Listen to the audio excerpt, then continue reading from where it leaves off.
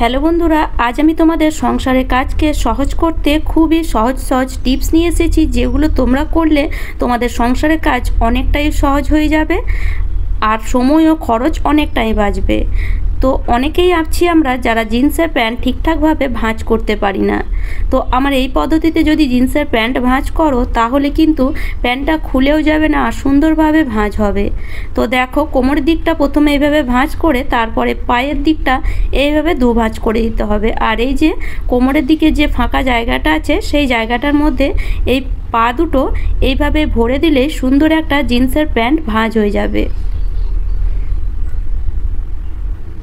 এই জায়গাটার মধ্যে ভরে দিয়ে এবার এই যে এইভাবে উল্টে দিলে দেখো কত সুন্দর প্যান্টটা ভাঁজ হয়ে গেল। খুব কম জায়গা লাগবে এই প্যান্টটা রাখতে, আর যদি বাইরে কোথাও যাও তাহলে চট করে কিন্তু প্যান্টটা দেখবে খুলে যাবে না।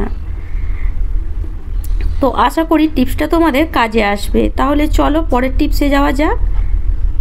এখন প্রচণ্ড পরিমাণে চারিদিকে বৃষ্টি হচ্ছে, আর এই বৃষ্টির কারণে দেখবে বাড়িতে একটা স্যাঁতস্যাঁতে ভাব থাকে, আর যার কারণে একটা গন্ধ বের হয়, আর সেই গন্ধটা একদমই কিন্তু আমাদের ভালো লাগে না। আর হঠাৎ করে যদি বাড়িতে অতিথি চলে আসে তাহলে একটা নিজেদেরকেই লজ্জা বোধ মনে হয়।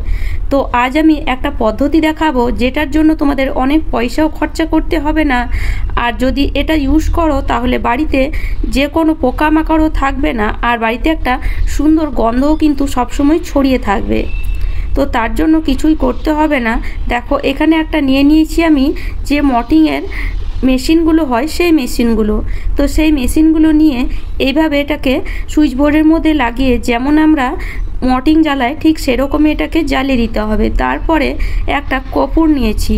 তো দেখো, কর্পূরটাকে কিছুই করতে হবে না, এই যে মেশিনের উপরে যে জায়গায় ধোঁয়াটা বের হয় সেই জায়গাটাতে এখানে রেখে দেব। এই জায়গাটা দেখবে গরম হয়, সেই কারণেই কিন্তু মেশিনটা জ্বলে। আর যখনই এটা গরম হবে তখন কিন্তু এই কর্পূরের সুন্দর গন্ধটা আস্তে আস্তে পুরো ঘরের মধ্যে ছড়িয়ে যাবে। এতে পোকামাকড়ও যাবে আর বাড়িতে একটা সুন্দর স্মেলও আসবে।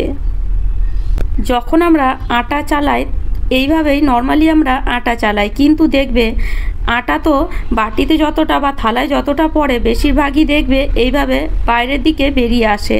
এতে আমাদের কাজও বাড়ে, আটাটাও নষ্ট হয়। তো এইভাবে আটা যদি না চালিয়ে যতটা পরিমাণে আটা তোমরা নেবে ততটা এই যে কোনো বাটির মধ্যে নিয়ে বাটিটাকে যদি এইভাবে চালনির উপরে উবড়ো করে দাও তাহলে কিন্তু কোনো কাজই বাড়বে না।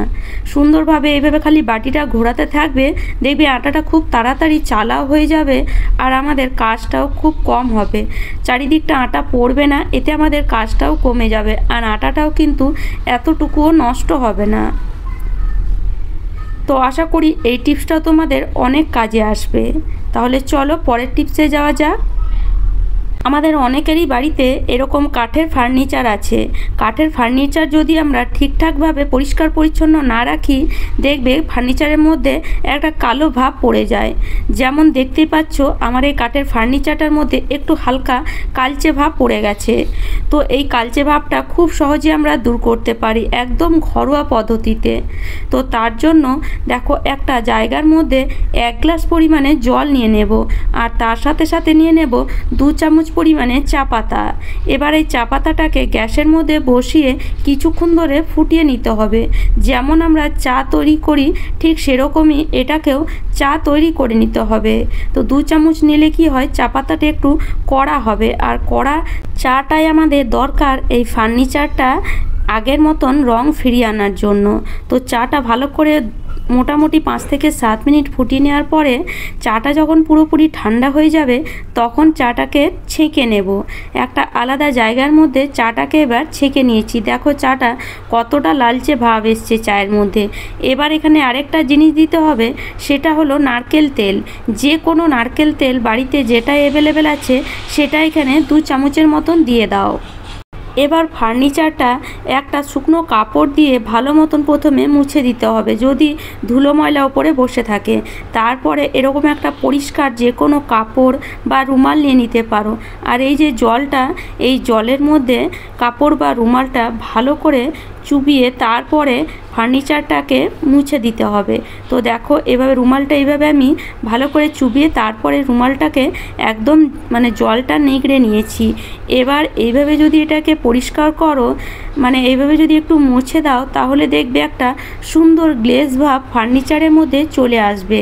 যেমন পালিশ করলে যে গ্লেজ ভাবটা আসে, ঠিক সেই গ্লেজ ভাবটাই ফার্নিচারের মধ্যে চলে আসবে। তো আমি এইটুকু জায়গা মুছে তারপরে পুরোটা মুছে তোমাদেরকে দেখাচ্ছি। দেখো এবার ফার্নিচারটা আমার দেখো কত সুন্দর একটা ফার্নিচারের মধ্যে গ্লেজ ভাব চলে এসেছে।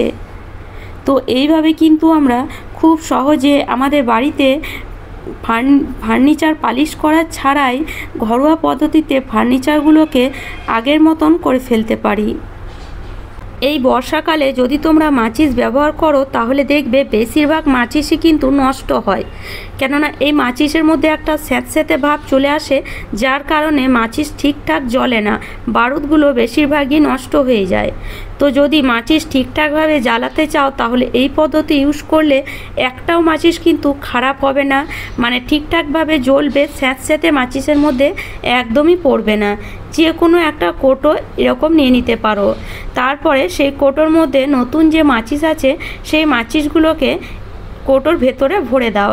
তারপরে এই যে মাচিসের যে বারুদটা আছে সেই বারুদটা এইভাবে কেটে নিতে হবে। আর এইভাবে যদি একবার বানিয়ে নাও তাহলে একটাও মাচিস কিন্তু এই বর্ষাকালে নষ্ট হবে না, আর সুন্দরভাবে মাচিসগুলো জ্বলবে। তো দেখো এভাবে তোমরা দুটো কেটে নিতে পারো বা একটাও কেটে নিতে পারো, একটাতেও হবে বা দুটো এইভাবে কেটে নিতে পারো। এভাবে কাটার পরে তারপরে আমি এটাকে মাঝখানে কেটে নিচ্ছি। তোমাদের কোটোটা যদি একটু বড় হয়, এটা যদি লম্বাতেই থেকে যায় তাহলে কাটার দরকার নেই। এই কোটোটা একটু ছোট, সেজন্য আমি মাঝখানে 2 পিস করে কেটে নিয়েছি। এবার নিয়ে নেব একটা ডবল টেপ। ডবল টেপটাকে একটু এইভাবে ছোট্ট পিস করে কেটে তারপরে এই যে ঢাকনার মাঝখানে এইভাবে লাগিয়ে ওপরের অংশটা ছাড়িয়ে দিয়ে তারপরে এই যে মাচিসের যে বারুদগুলো আছে সেগুলো এইভাবে এই ডবল টেপের মধ্যে লাগিয়ে দিতে হবে। বাস এইভাবে সুন্দর করে লাগিয়ে দাও, দেখবে একটাও মাচিস নষ্ট হবে না, মাচিসের মধ্যে কোনো স্যাঁতস্যাঁতে ভাব থাকবে না। বাস এবার কৌটোটা টাইট করে লাগিয়ে রেখে দাও। যখন মাচিসের দরকার লাগবে তখন এই কৌটোটা খুলে যদি মাচিসটা জ্বালাও, দেখবে আগের মতন মাচিসটা আর স্যাঁতস্যাঁতে নেই, সুন্দর যেমন গরমকালে জ্বলে ঠিক সেরকমই কিন্তু জ্বলছে। তো আমি জ্বালিয়েও তোমাদেরকে দেখিয়ে দিচ্ছি। দেখো একবারেই মাচিসটা কত সুন্দর জ্বলে উঠছে। তো আশা করি টিপসটা তোমাদের কাজে আসবে। আমরা তো অনেকেই ঠোঁটে এই লিপস্টিক লাগাই, আর এই ধরনের লিপস্টিক যখন আমরা ঠোঁটে লাগাই আমাদের খুবই ভালো লাগে, কেননা এই ধরনের লিপস্টিক দেখবে চট করে কিন্তু মুছে যায় না। আমরা যতই তাকে হাত দিয়ে মোছার চেষ্টা করি বা আমরা কোনো কিছু খাই, চট করে কিন্তু এটা মুছে যায় না, একদিকে কিন্তু খুবই ভালো। তবে যখন আমরা এটাকে ভাবি যে তুলবো, যদি হাত দিয়ে এমনি নর্মালি তুলতে যায় তা সেটা কিন্তু ওঠে না। এতে কি হয়, বেশি ঘষাঘষি করলে ঠোঁট জ্বালা করে, অনেক সময় কেটে যায়, আবার বেশি ঘষাঘষি করলে ঠোঁটের মধ্যে দেখবে র্যাশও বেরিয়ে আসে। তো এইভাবে বেশি ঘষাঘষি না করে এই ধরনের যদি ঠোঁট পালিশ ব্যবহার করো তাহলে বা লিপস্টিক ব্যবহার করো, তাহলে একটা তুলোর মধ্যে সামান্য একটু নারকেল তেল, আর কিছুই লাগবে না, বাস এইটুকু দিয়ে তারপরে ঠোঁটের মধ্যে এইভাবে যদি একটু ঘষে দাও হালকা হাতেই, দেখবে সুন্দরভাবে কিন্তু সব লিপস্টিকগুলোই মুছে যাবে। তো আশা করি টিপসটা তোমাদের কাজে আসবে। তো আশা করি বন্ধুরা আজকের টিপসগুলি তোমাদের কাজে আসবে আর তোমাদের ঘরের কাজ অনেকটাই সহজ হয়ে যাবে। আর আমার টিপস যদি তোমাদের এতটুকুও ভালো লাগে তাহলে অবশ্যই একটি লাইক করে দিও, আর আমার চ্যানেলে নতুন বন্ধু হয়ে থাকলে চ্যানেলটিকে সাবস্ক্রাইব করে নিও এরকম নিত্য নতুন টিপস দেখার জন্য। তাহলে চলো আজ এই পর্যন্ত, ভালো থেকো, সুস্থ থেকো, ধন্যবাদ। আবার একটা নতুন টিপসের সাথে তোমাদের সাথে দেখা হবে।